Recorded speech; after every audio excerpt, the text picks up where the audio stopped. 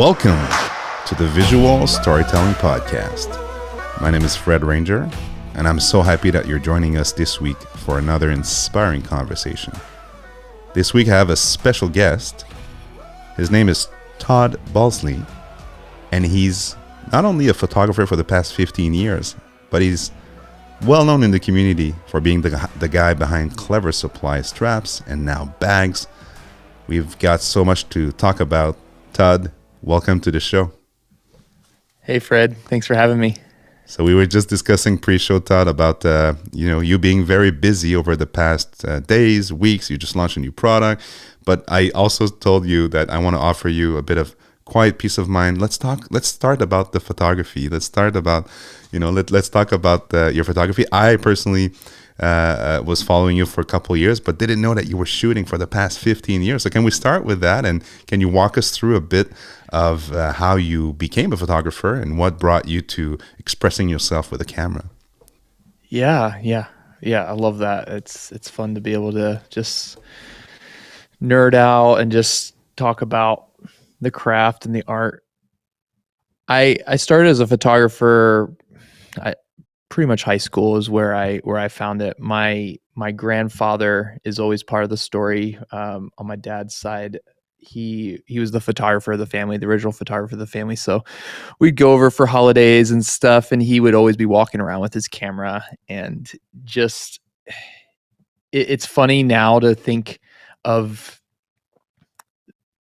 people that you see in camera stores, or even like a coffee shop or at a restaurant, like out in public with their camera everywhere, like the everyday carry kind of camera photographers. And he was definitely kind of in that world. And I didn't even know it then, but he always had his camera with him, was always documenting. He shot a lot on positive slide film. Oh. And so it was always a tradition at holidays to get around, in the living room, and he'd put up his slide projector and he would just show old photos, and that was just part of it. And so I have these really fond memories of him. And so my first camera that I remember getting was the Film Rebel. It was one of the last, I think, film cameras Canon. The Canon? Yeah. Yeah, the Canon one. So it was one of the last ones before they switched to digital Rebel. And he was upgrading to the digital, and I had kind of had this interest of wanting to get a nicer camera that I could, take a little more seriously than like a point and shoot. And I was able to get it from him when he upgraded. And so it's an heirloom piece of mine. It's not even that old, really, in the grand scheme, because it was like his last film camera that he bought before he switched to digital. And so that's how I got started. And then just kind of was a hobby, just a creative outlet of mine.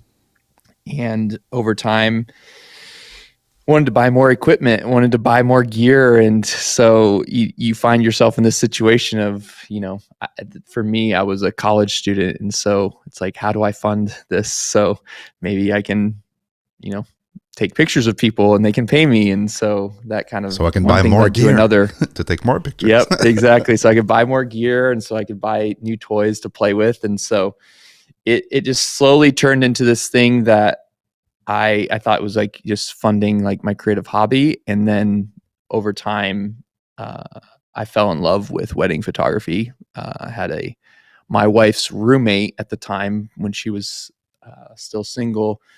She asked me to shoot their wedding.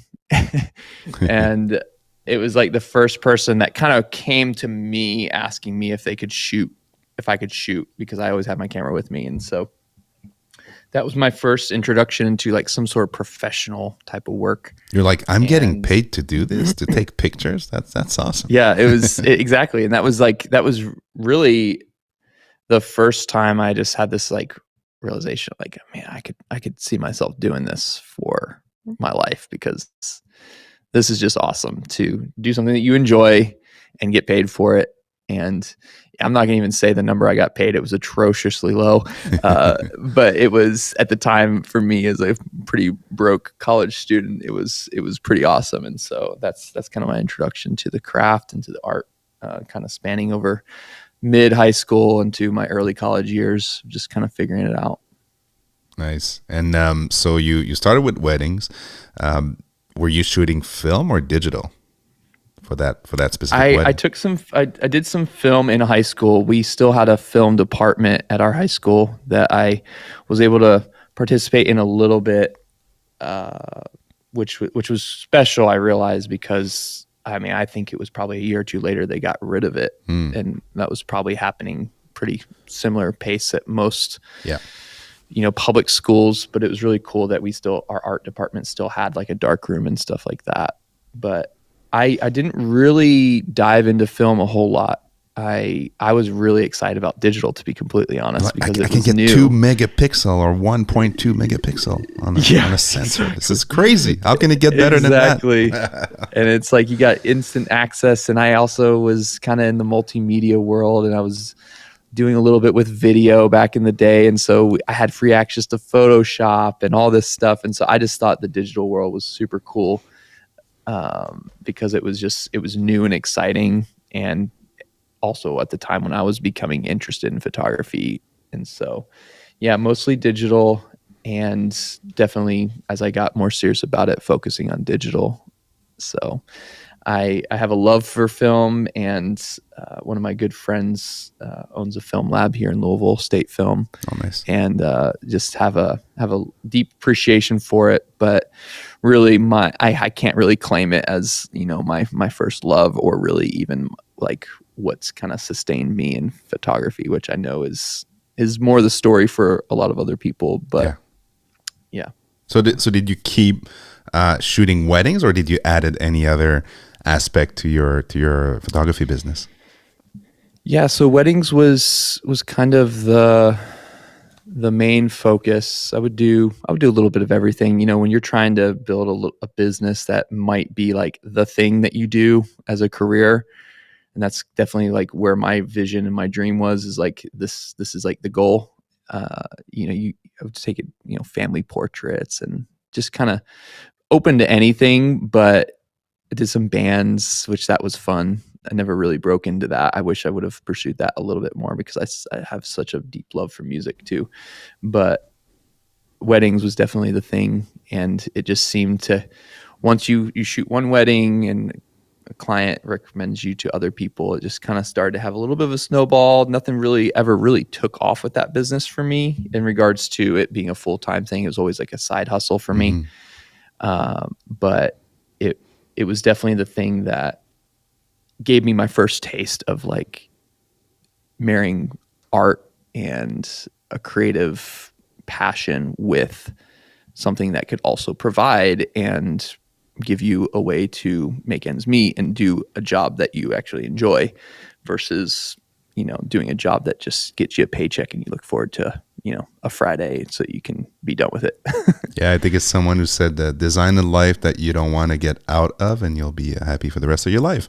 100%. Very true. 100%. So shooting weddings and other types of photography, would you say that all those years helped you craft your vision or your style, and are you still shooting that today? And we're going to talk about the business later, but I really want to focus on the photography aspect of your work. Are you still shooting today? I think that's a valid question. It is a valid question. Yeah. So it's taken different shapes. So my journey with the photography business really was, I look back on it and think at the time when I was like a young 20-year-old, I didn't really feel like I had the business mind to figure out how to scale it.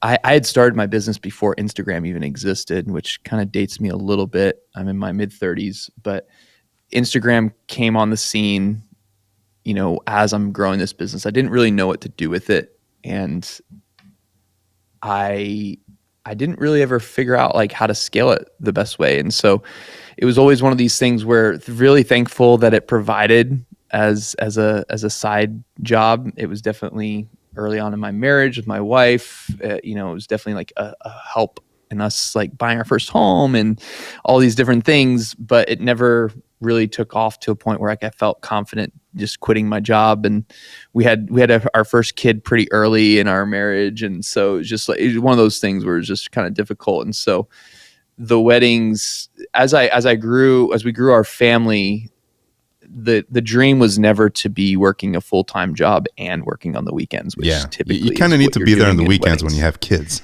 Yeah. And so the 5-year plan with where we were at didn't really feel appealing, just because I valued obviously spending time with my family and just wasn't really sure how to make that work. And so I had a background in tech, and I worked for a couple different startup companies in tech. And most recently, before I took my business, Clever Supply Co., full time, I was working at a social media management tool.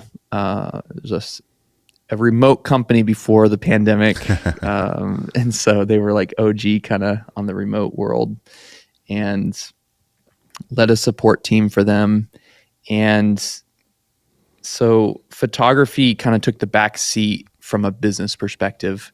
But really what that did for me, which I think a lot of parents find themselves in this situation, is my kids kind of became my muse, and focused definitely both of their first few years on some personal projects that focused on them, where to be for my oldest son in particular, he just had like routines that I would just document him at the exact same time every day for like months, and just kind of have some of these personal things just to kind of see him as he grows and as he changes. And so that's kind of what photography became, just really like this fly on the wall photo documentary kind of approach of like my kids growing up.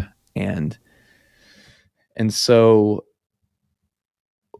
the interesting thing about it, with me also working in tech, was my photography business kind of took a back seat, and I quickly found this like itch to find something else creative. And so that's where leathercraft kind of came onto the scene for me. I had this, my wife gave me a leather key clip for Christmas one year that was just handcrafted. And it's just an interesting story, because to me at least, because at the same time, around the same time, I had this like faux leather jacket that was falling apart on me that I had got at like Target or something like that. Like this is one of those pieces that, like, I was a broke college kid at one point. I bought this jacket, so I don't even feel ashamed about it. But it was one of those things that I grew attached to, and it fell apart on me, and it was weird that it tore me up the way it did, because I realized that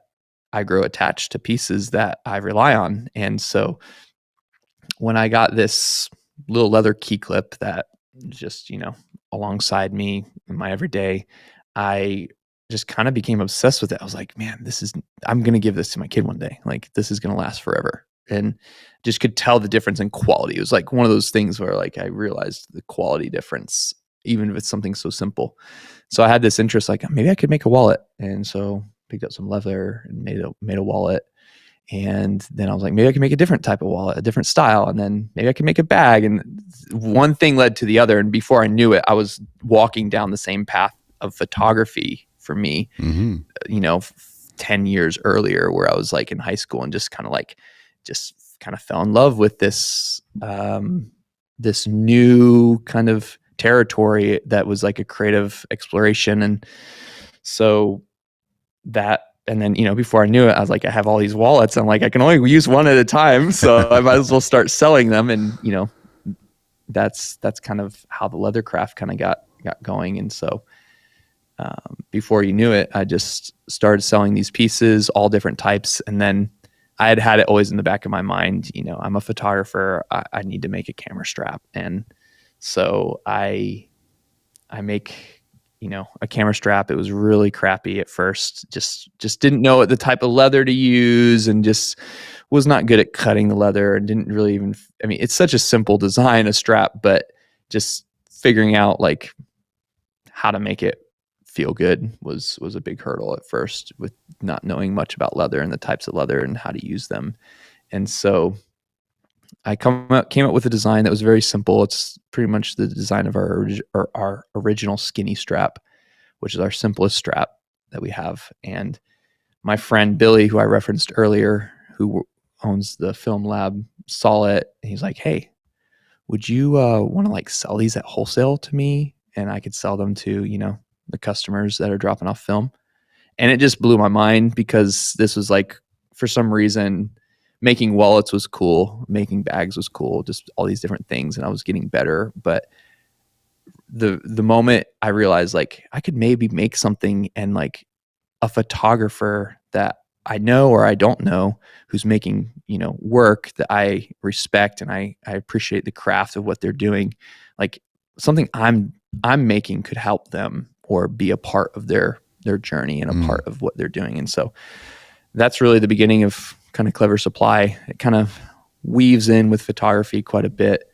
And so, yeah, a little bit long-winded there. Sorry, I kind of but that's took over for a bit. But by the way, it's fascinating story. And I didn't know it started with wallets, because when I got a hold of Clever Supply, of course, some of my fellow photographers in the community, I was seeing like, oh, what's that cool strap? And I ask, and people are like, oh, you have to, go see Todd, and they sent me to your website. And I remember back then, I'm like, wow, this is a guy who cares about what he's doing.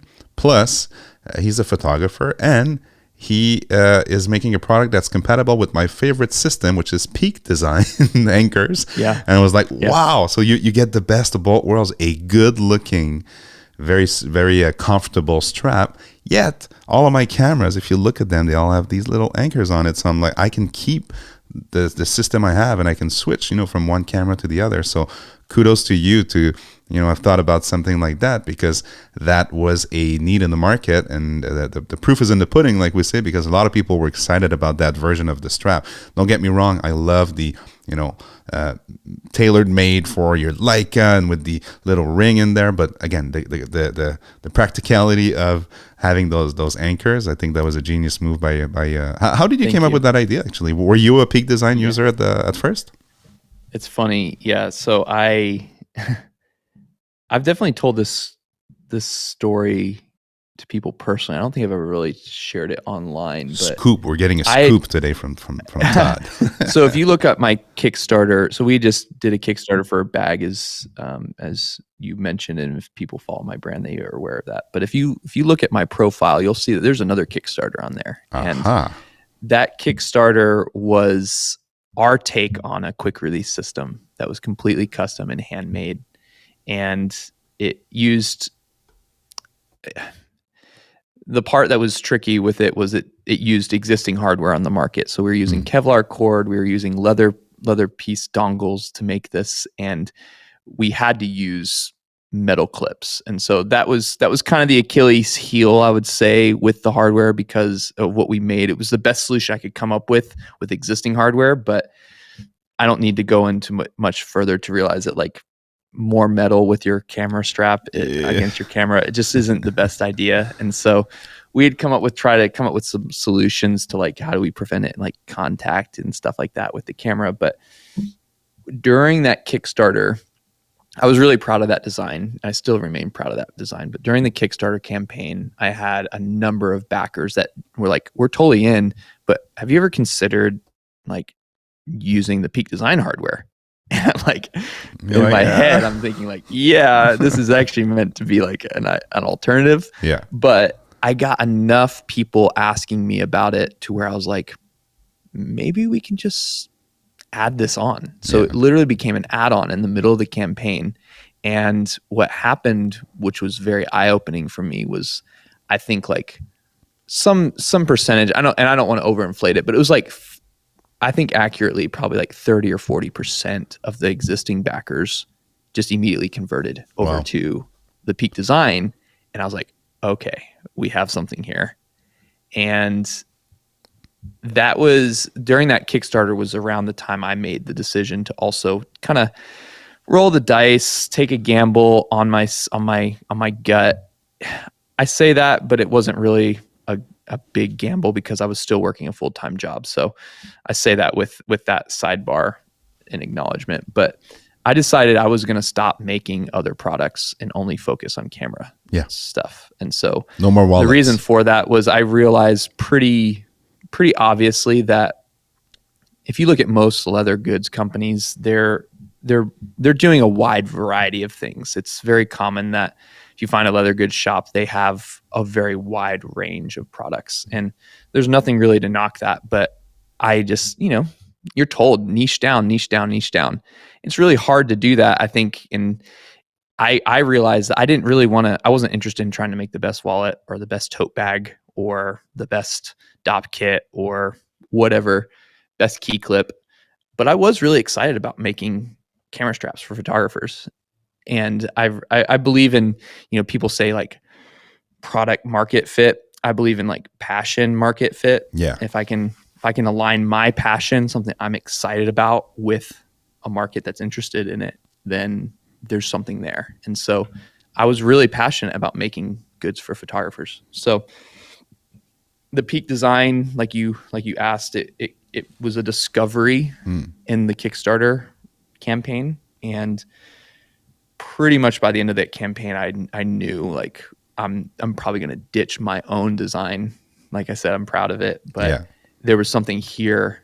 They already have all this R&D. They already have this ecosystem, but no one's making leather camera straps that are adapting their hardware. And so I can pretty confidently say I was one of the first people to adapt Peak design to leather camera strap. By the way, I confirm I was on the lookout for something similar, and you were the only option. So I can definitely confirm. Now there's quite a few out there. Yes, of course. But it's I guess it goes to show that it was a solid idea. So so that's the kind of the story there.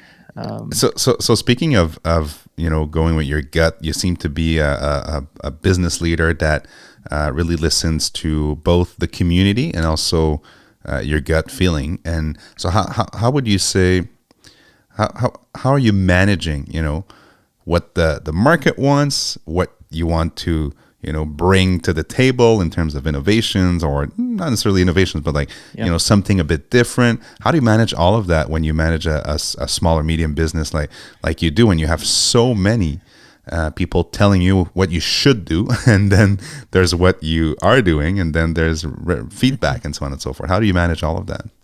Yeah, it's a good question. And I don't want to sound too narcissistic here, but what I will say is I've really believed that if I am excited about it, then probably other people will. And so that's been my North Star in a lot of ways, is like, I'm not the full scope of my customer base. Like my opinions and my desires is not the full scope, but I am at least a decent segment. I have enough, like I'm personally involved in this industry, and I have been for a long time. So I have like, what would I want? And so that's kind of been the guiding North Star for the last handful of years. On the other side of this coin though, I will say that I wouldn't be where we are today without a lot of the relationships that I've built in the industry, I've gotten to know. And so just an example of one is Ben Heisch. He's become a really good friend. He's, I've mentioned I was a wedding photographer, and I looked up to him back in the day. I didn't know him, but I looked up to him. Still do, of course, but from a different perspective. He was the guy that I thought was just like, this guy's doing it. He's shooting a wedding with a rangefinder. What? Yeah, rangefinder. Like, what are these cameras he's using? And obviously, he does beautiful work. And so we developed a relationship, and he's become a really good friend. And he, amongst other people, have really been just valuable inputs for me in just getting to know other photographers and what they might want in different contexts. And so I really value the relationships with other photographers that I have in the industry that are wedding photographers, street photographers, just portrait, just across the spectrum, and learning about how they shoot, what they shoot, why their kits are set up the way they are, and then allowing those inputs to kind of inform. And so, I would say it started out with me and just trying to build things and and craft things that I was excited about, and using that as a guide, and then getting to know other photographers is kind of intimately, who are professionals or hobbyists, and just kind of really trying to respect the spectrum and the range, and then using that as input to kind of inform decisions. So speaking of working with the community, the industry, what is the type of feedback that gets you like fired up? You're like, wow, this is exactly why I'm doing what I'm doing. Can you give us an example of, some feedback you got and you're like, you know what, this is a proof that I made the right decision? Yeah. Well, one of the products that we've released in the last year and a half is a camera harness, and we're not the first ones to make a camera harness. And there's some great brands out there that have made awesome leather camera harnesses. But I talked with different photographers, particularly wedding photographers, that used them and kind of heard the different pain points. And I realized, again, just kind of another gap. And our camera harness integrates with Peak Design. No one had done that yet. Yeah. Not the same story anymore, again, a year and a half later. But I realized, okay, there's an opportunity here. And so a lot of the existing hardware kind of is metal hardware, and we used the Peak Design hardware and practically made the camera harness silent. And so that was really kind of a cool thing, because, what's interesting is it happens to be a piece of hardware that makes a lot of noise. It kind of sounds like sleigh bells, when you're walking around with a camera harness on. Yeah. But you also happen to be in an environment that's like hush. It's like people are giving their vows. They're about to take their first kiss. They're about to, be announced husband and wife, or, a married couple. And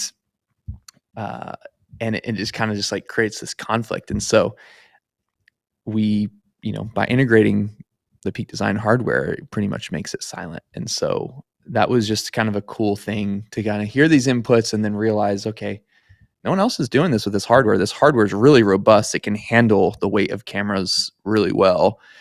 Well, let's give it a try. I even heard that Peak was going to work on one too. And so it'll be interesting to see if they launch one this year.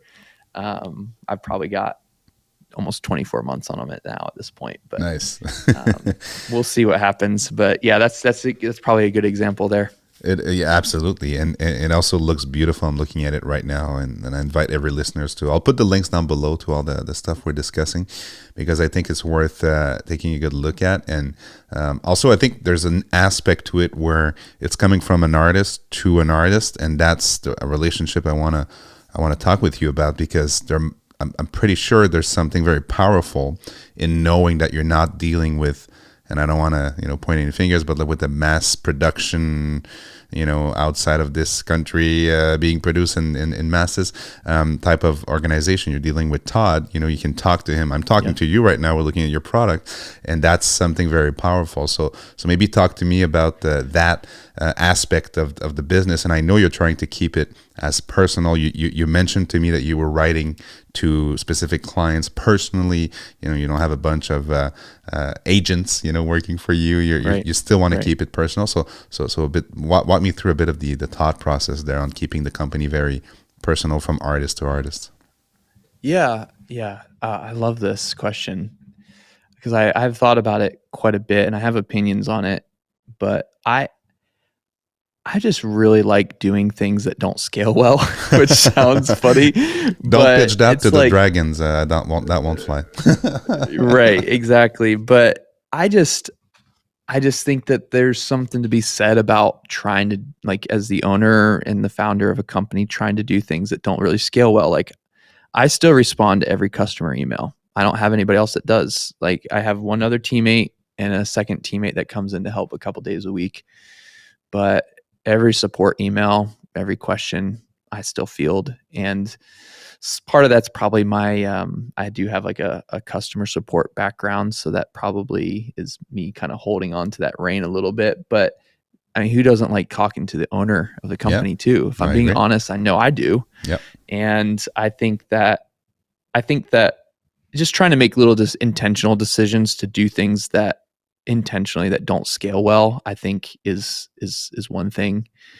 And then I think, but you see, and I'm not making a statement on loving this person or not, but I think everybody's probably at least heard of the person Gary Vee, and I think he is also an example of someone who functions at a really, really high level and does a lot of things that don't scale very well. And I think that's a good example of someone that you can look at, whether you like his tactics or like his philosophy, you can at least respect that. Yeah, he's doing some things that are very personal with people at a large scale, and that's very intentional, and it's not by accident. And so, I think a brand that I really admire and respect, a friend of mine, Jeff Sheldon, runs UGMonk. Yep, and he's done an incredible job with that. He's become a really good friend in the industry, or at least adjacent industry, e-commerce kind of brand, and he's just done a really good job at modeling, doing things with intention that maybe don't on paper look like they scale well, but you realize that like these are the things that kind of help build your relationship with customers. And it's not even necessarily from the perspective of like, oh, I'm trying to just build a loyal fan base or a customer base, which I don't think that's even, I think that's a great motive too, but it's just, trying to be human with the work that you're doing and trying to infuse like a bit of humanity into work that can kind of be a bit automated over time as you scale, or, just turn into assembly line work, or just grindy, and just figuring out like, how do I keep this human? How do I keep this personal? And then being intentional about it. So I'm music to my ears, because I've been a big fan of Gary Vee all these years, because on top of being a photographer, I'm also a marketer, background in marketing, managed marketing teams. Yeah, and exactly. So similar background for me. Exact. And the one thing I get out of, and again, I stopped following Gary Vee over the past few years because it's all about, kindness and stuff. And I love it but I think at some point you get enough Gary Vee in your life. You're like, okay, I'm okay. Right. But what I took from him is, and I actually had the pleasure of spending one dinner with him. I was in Toronto after he did a talk, and he said, oh, you want to come? Speaking of being personal, I said, oh, Gary Vee, big fan. Here's an idea for you. And he said, you know what? Come to dinner with us. I'm like, okay, well, I guess I'm having dinner with Gary Vee. Bye, guys. So, and what we discussed is there's no master plan. There's no big business plan. And basically, he said, you need to care more. That's his strategy. If you care more than your competitors, and caring means, maybe working later and answering, to your point, emails personally to people. It might mean to take an hour and 15 minutes to talk to an employee that's not going well, because he's not just a number, he's a person, and he's valuable, to both the organization and to your personal relationship. So having that strategy, you don't see ROI, or return on investment, directly in this quarter, or whatever business terms you want to use. You see it on the long run. And that's, again, if there's one thing I understood from Gary Vee, is that this is a long run type of approach. 100%. And you've got to be as patient as you're ambitious. And that's easier said than done. Easier to put it on a website or on a PowerPoint slide. Doing it day in and day out, it's hard. So you're 100% right. Yep. So going back to photography, so you meet a lot of talented photographers. You exchange with them. I'm sure you consume books and a bit of Instagram. I'm sure. Who inspires you these days in photography? You did talk about some key names in there, but like Ben. But any other inspiration that you look up to? Oh man. Yeah. All over. I don't want to just like list off my friends. You had Andy Eklov on, and he's become a good friend that I've gotten to know over the last year. I love what he's doing in music photography, and just so zeroed in on even just a particular sector within music, very niche with the hardcore scene and the punk scene. And so I love music photography. I think that's just it just speaks to me. I get really excited about it. So, but then from a like a street photography level, you've got Andre Wagner, and you got I think he's fantastic. Yeah. Joe Greer is great. His recent book was really moving. I've picked up both of his books, but his second book, Lay of the Land, I didn't expect it to be somewhat memoir. So personal. I expected it to be photos. Yeah, I expected it to be photos, and with maybe like a few words, at the end or the beginning or whatever. But it tells quite a bit of his own like personal story, his upbringing, a lot of heartache, just really, really deeply personal. And I think it was just one of the first photo books that I intentionally picked up where I got a look into someone's real deep personal life, and it moved me deeply. And so that was fantastic. Chris Chu is a great friend as well, but some of what's inspiring for me is what he's been doing just with YouTube in particular, and just his passion around his craft and just how he thinks about his work. But yeah, I could go on for sure, of course.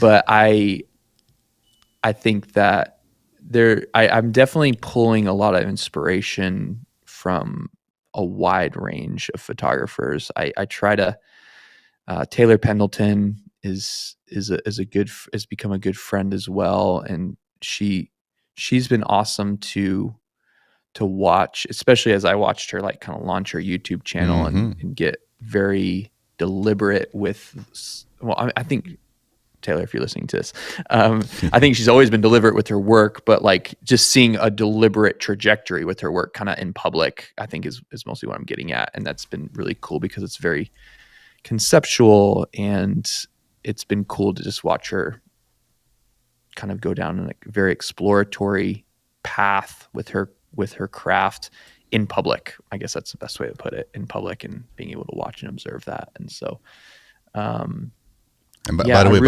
way, she'll be on the podcast in the awesome episodes. Yeah, that's great. So I'm very excited that you mentioned her, because she is also one of my favorites lately. So glad she's great. Yeah, she is. Yeah, that's cool. Awesome. So yeah, I get inspiration from a lot of people, and there's also just some people that I had a great conversation with my friend Rafael Hernandez, who isn't really maybe necessarily a well-known name, but he's a staff photographer at CalArts, and just got to know him and talked with him about the craft and the art of photography, and just very inspiring. And so what's cool is, I feel like I'm in a very and just privileged position to get to know a lot of photographers that maybe have no notoriety or do not, and realize that there's inspiration to be found in pretty much every conversation that I have.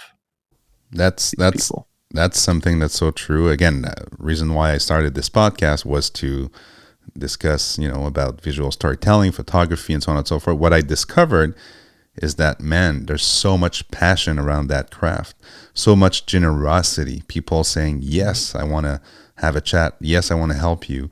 And I'm glad you're seeing the same thing, because that's something that if you just look at YouTube, or if you just look at Instagram, you might not feel it. You might not see it. Yeah. You might see some jealousy. You might see some people negative commenting on stuff and stuff. So for me, that's a very biased way to look at the photography community. What I see, and I guess this is your point too, it's very different, very loving, caring, sharing community, you know? It is. It's beautiful. Yeah, it really is. I've got to know so many different people. I'm excited. I'm going to be going to the Beers and Cameras event in Chicago next week, and I'm really excited about it because I will be meeting some photographers that I've known through the internet, kind of like yourself, for years now, but not met in person. And so that's just something I'm really stoked about, because just the chance to be able to meet some of these people that I've interacted with that have been inspiring to me, but just become friends in general, is really cool. So yeah, man. Yeah. Beers and cameras. What else? What else do you need? Nothing. Nothing else. Maybe straps, camera straps, good leather camera straps. But there will be those too. Good. So to go back to your business. So what's next? What's next for Clever Supply Co? You're doing so much cool things, and we need to talk about that new product because it's so interesting, and you're putting the same amount of detail and attention to that bag that you just released. So can you talk about it a bit? Yeah, thank you. Yeah, so with the business up until this point, we've focused pretty much on camera straps. That's been our core offering. Different camera straps, from traditional like split ring straps to the Peak Design straps that you referred to and we talked about a bit. And ever since I took the business full time 2 years ago, I kind of knew that, okay, what's like an adjacent product line that I want to pursue, and a camera bag just was quite obvious to me. Very intimidating process.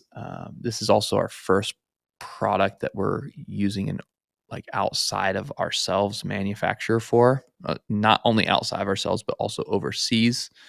And so it was very intimidating, but it's been a very rewarding, hard experience, but very rewarding.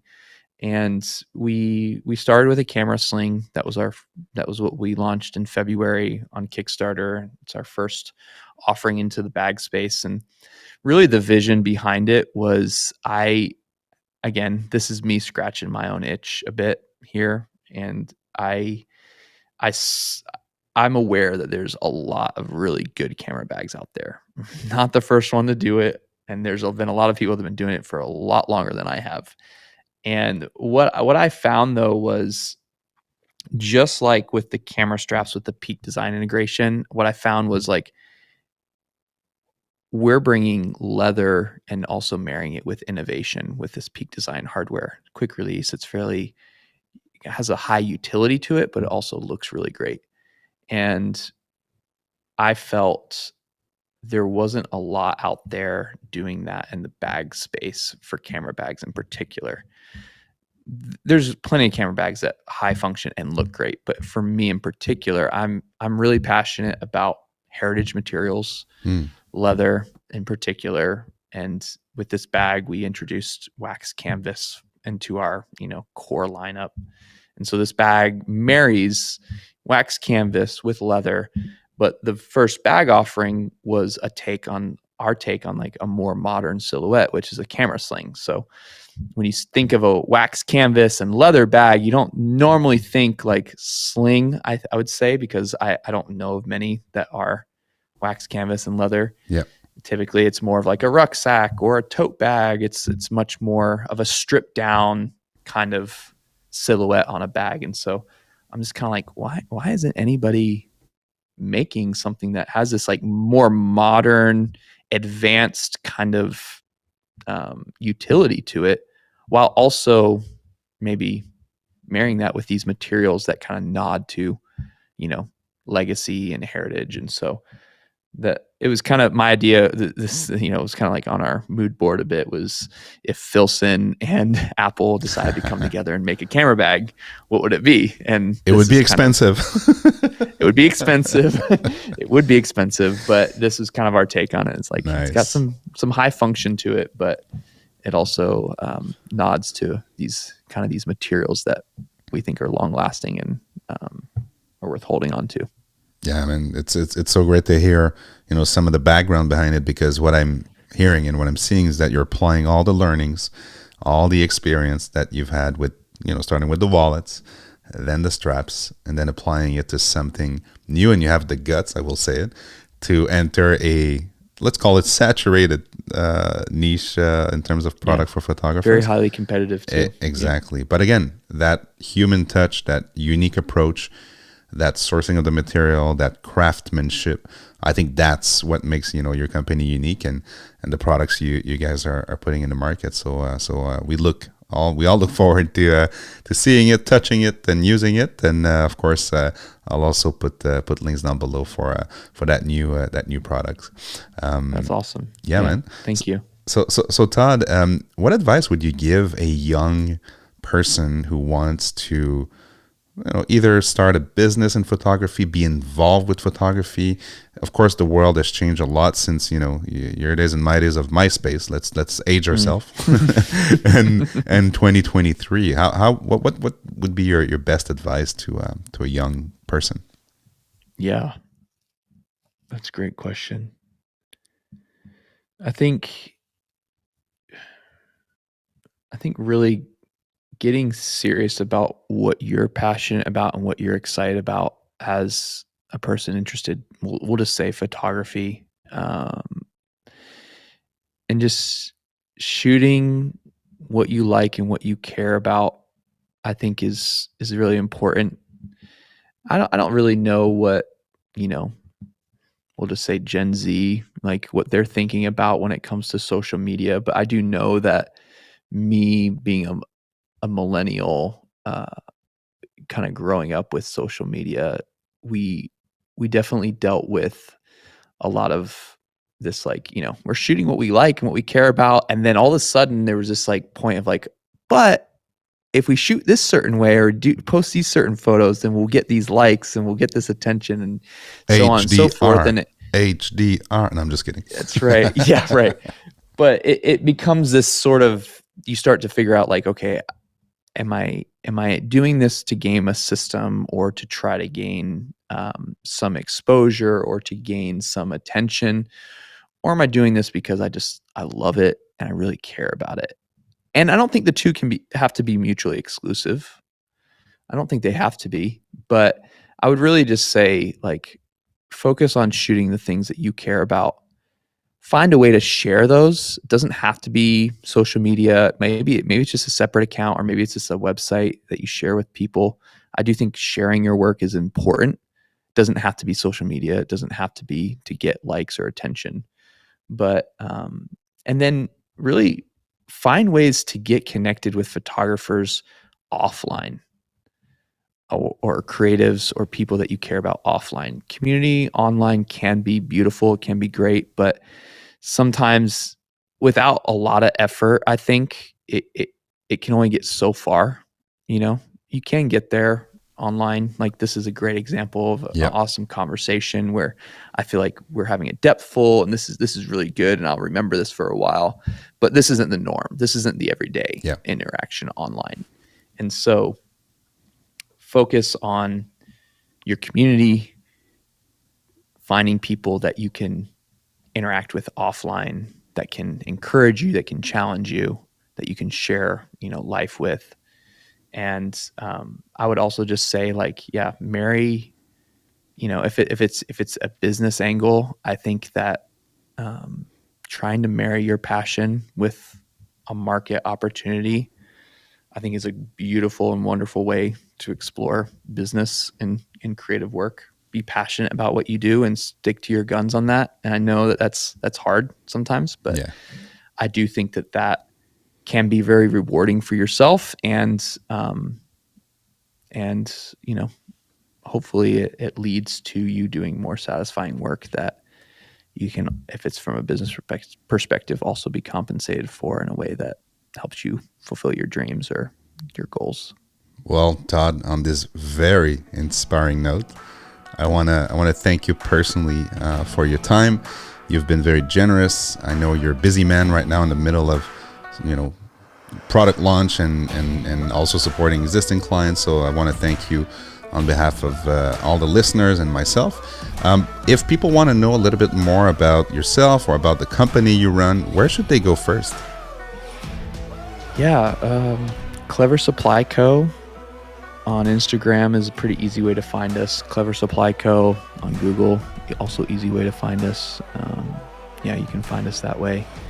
And I just also want to say, I really appreciate what you're doing too, Fred. I think the work that you're doing is super generous. I love that you are using your platform to kind of push up other artists and other creatives, and I think it's really a great thing, and we need more of it. So just want to say that thank you for what you're doing. It's important, man. Well, thank you, and like I said, it's bringing me as much as I hope I bring everybody who's listening and all the great people I'm meeting through the podcast. So again, Todd, thank you so much. I wish you a very pleasant reminder of the weekend, spending time with the family. This is the real stuff, offline. Yeah, we just talked about it, and hopefully we chat soon. And if you're in Montreal, please drop by and say hi, and I'll do the same if I'm in your neck of the wood.